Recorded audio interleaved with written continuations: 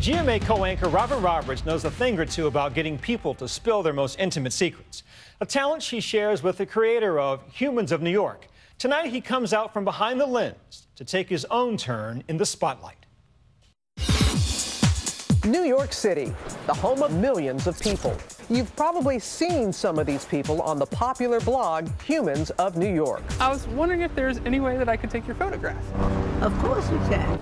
Creator Brandon Stanton has used this approach to photograph over 10,000 strangers in the city. If you're going to exhibit the diversity of lives and stories on planet Earth, I don't think there's any single location that would be easier to do that than New York. Over the past 5 years, the blog transformed from photos only to a storytelling blog, pairing quotes with pictures. This combination led to the creation of his latest book, Humans of New York Stories. I realized that I was already going through the effort to approach a stranger and get them to let me take their photo. And it was only a small step from that to speaking with this person and learning about their lives and learning about their stories. Brandon is known for his ability to get complete strangers to share intimate details of their lives. There's something about a stranger, asking you these questions. I think there's something liberating about that.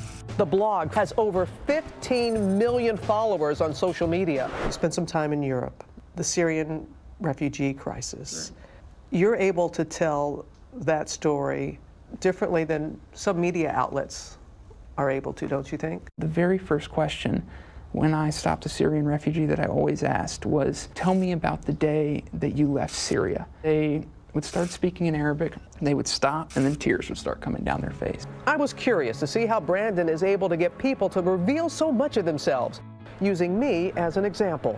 Hey, excuse me, do you mind if I take your photograph? I don't mind. And what started as a mock interview quickly became real. Can you tell me the single moment in your life that you felt lost most acutely? I know this sounds odd, because I'd gone through loss of my health twice. My mom, my dad previously. When my dog died earlier this year, after almost 18 years, that's the one constant that's been in my life through all the losses that I've had. KJ was the one who got me through. And so it was hard to get out of bed. I was shocked that of all the losses, my beloved pet, but it made sense in the end because talk about unconditional love. Our thanks to Robin.